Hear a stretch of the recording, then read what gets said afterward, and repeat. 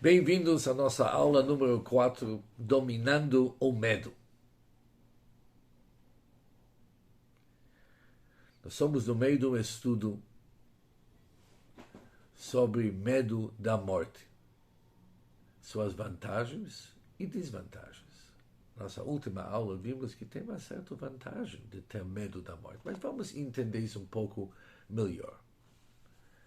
A palavra yirá em hebraico significa medo e temor.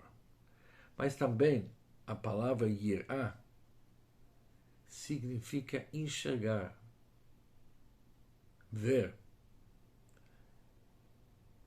Ou seja,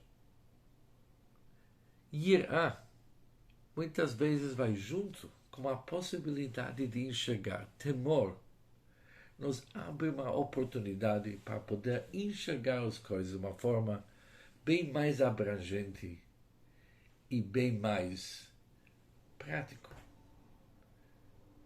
Ver e temor muitas vezes se juntam para melhorar a nossa vida.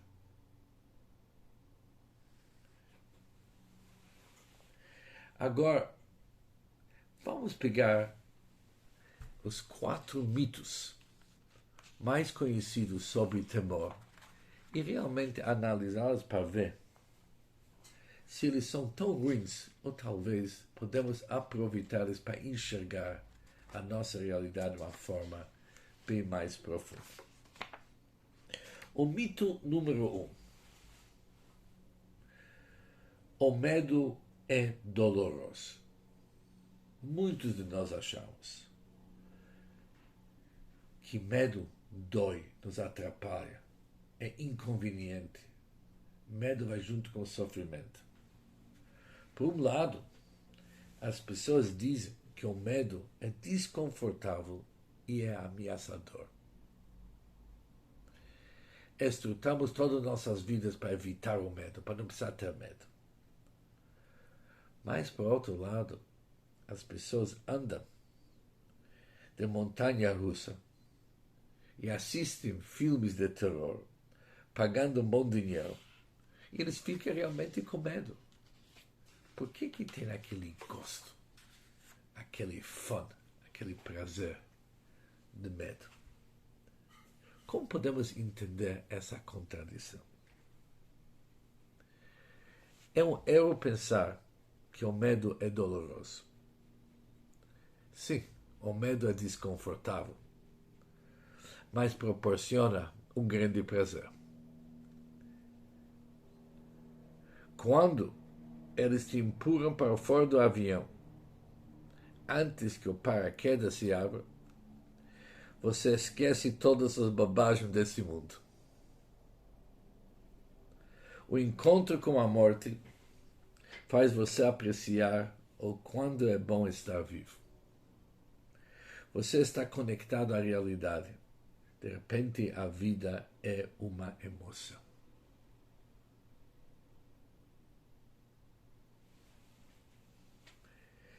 Se nós vamos para um parque de diversões, observamos as pessoas saindo da montanha-russa. Todo mundo está rindo para o primeiro bloco. Primeiros passos, está todo mundo rindo. É ótimo estar vivo. Isso é sentimento. Uau, o que nós passamos agora? É ótimo que somos vivos.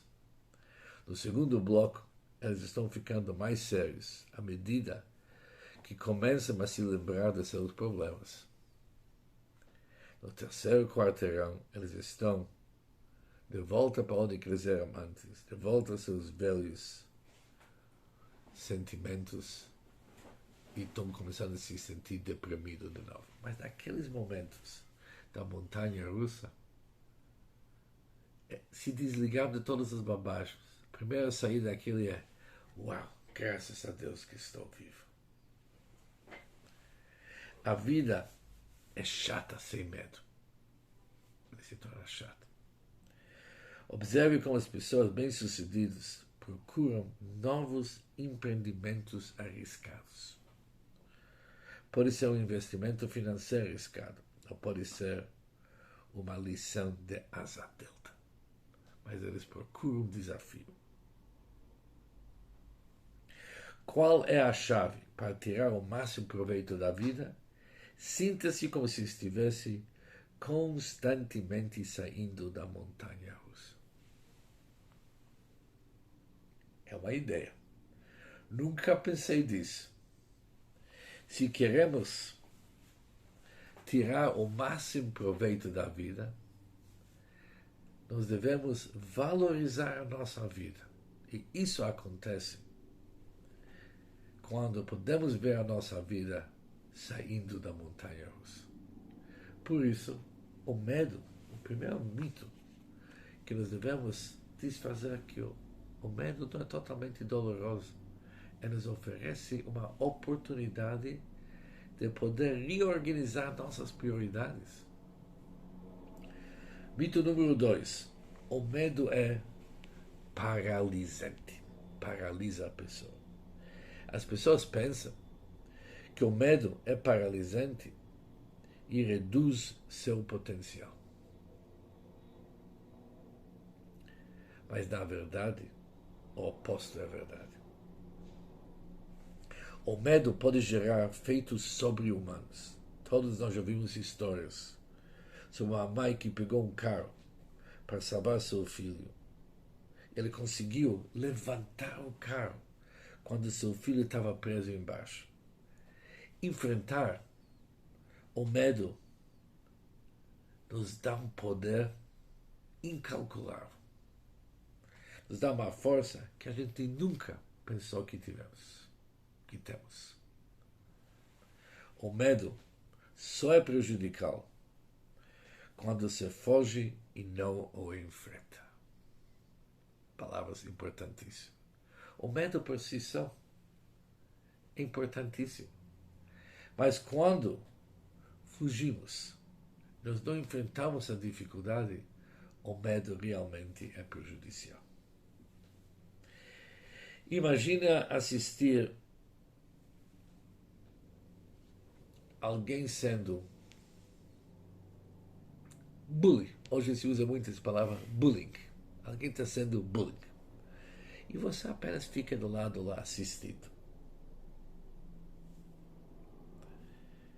Se você não enfrentar o medo e defender o que é o certo, você vai sofrer dessa experiência para o resto da vida. Você vai se sentir um fraco. Se você enfrenta os bullies e eles recuam, mesmo se você vai pagar o preço de ficar um pouco sangrento, você aproveitará esse momento para o resto da sua vida. Você estava com medo, mas se levantou, tomou a atitude certa. Você fez a coisa certa.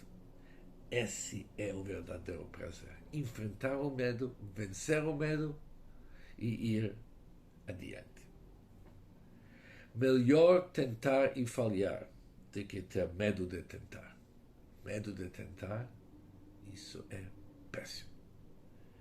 Tenta e falha é melhor do que ter medo de tentar. Por isso, o medo paralisante depende sobre a tua atitude. Você tem que olhar para a vida da mesma forma. Você tem medo? Medos em geral? Não precisa ter medo.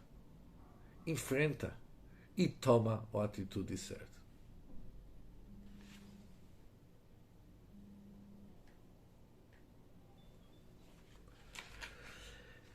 Número 3.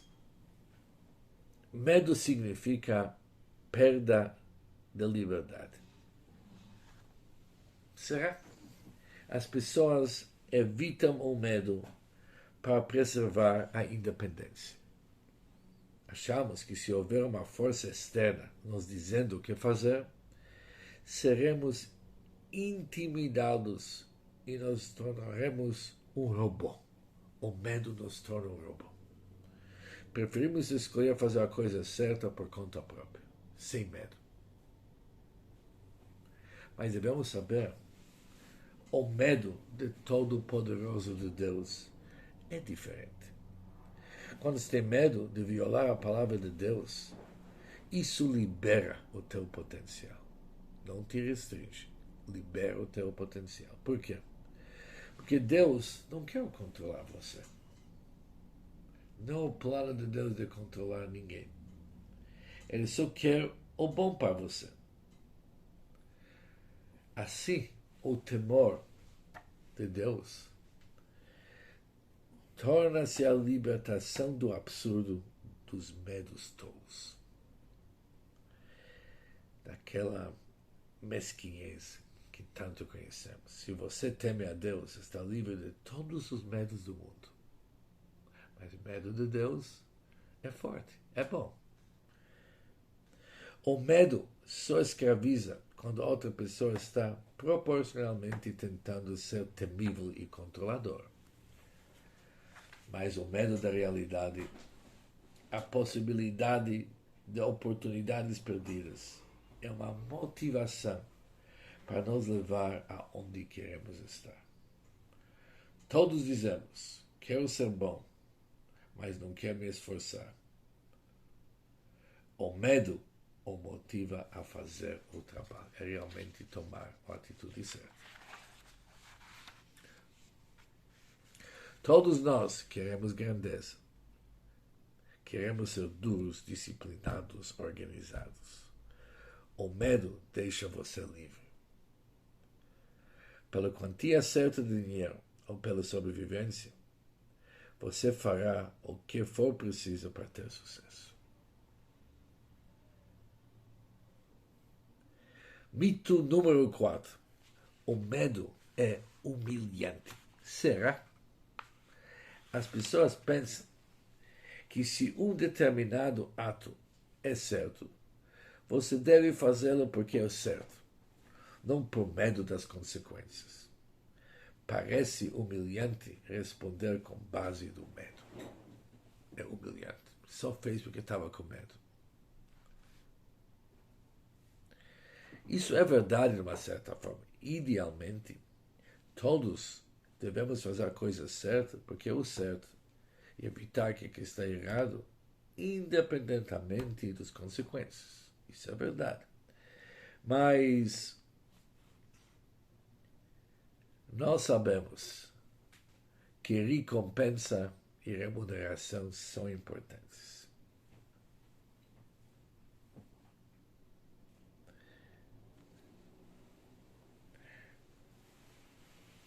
Por isso, sim, alguém que serve Deus por amor está num nível muito mais alto. Servir Deus por causa do medo é um degrau muito mais baixo do que do amor. E devemos nos fazer a coisa certa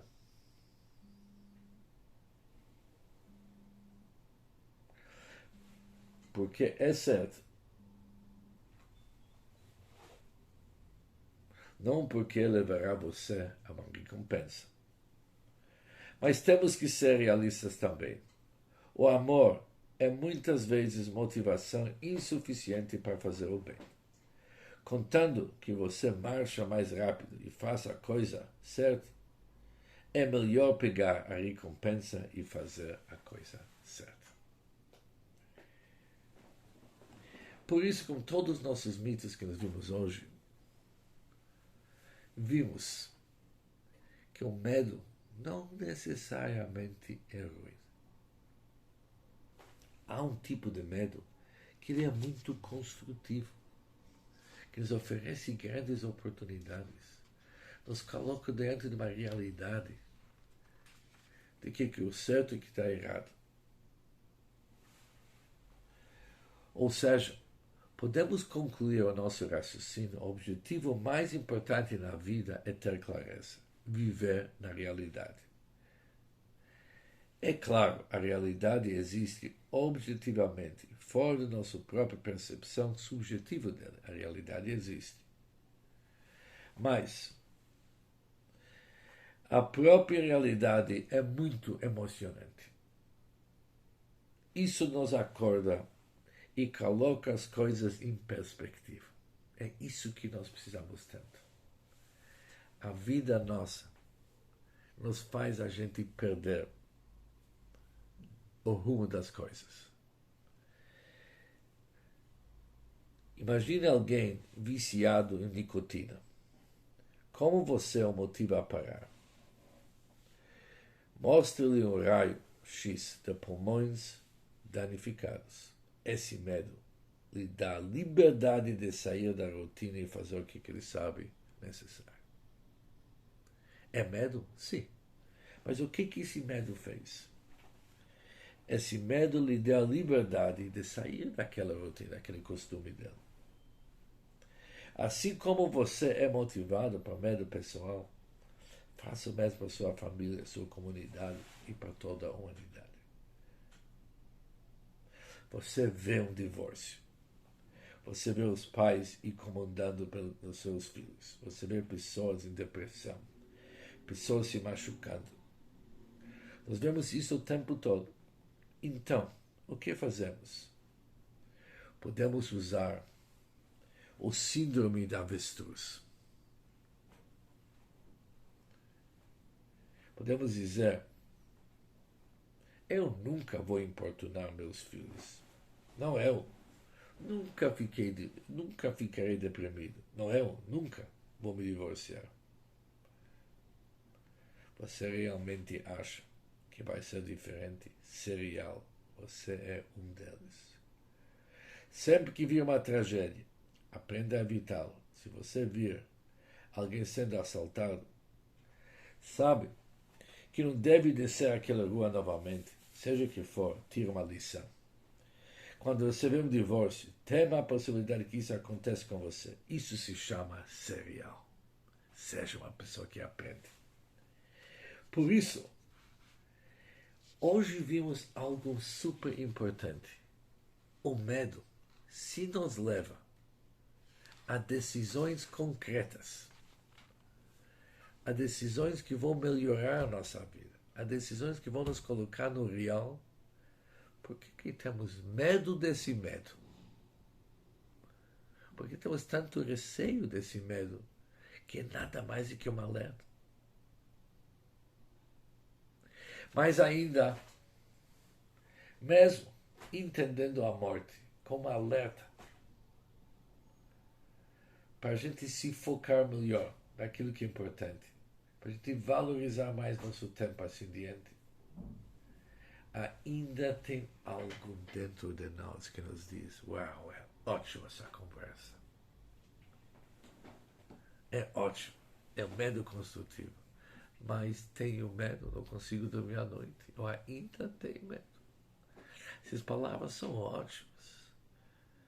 Tem o lado positivo do medo, mas ainda sinto medo, sinto alguma coisa que tira meu sossego. Nem sei explicar porquê. Tenho muito medo da morte. Muito medo. Eu sei que esse medo está me ajudando, mas por enquanto não estou dormindo às noites. Deveria me ajudar, mas eu estou visitando muitos psicólogos. Estou em pânico. Cada vez que eu escuto que alguém morreu, pensa, talvez Deus nos livre, sou o próximo. Fico com muito medo. E com todas as explicações, por mais que são racionais, colocando o medo como algo que nos ajuda, um amigo, que nos dá uma estrutura melhor como enfrentar as dificuldades, ainda sentimos medo. O que nós vamos fazer sobre esse medo?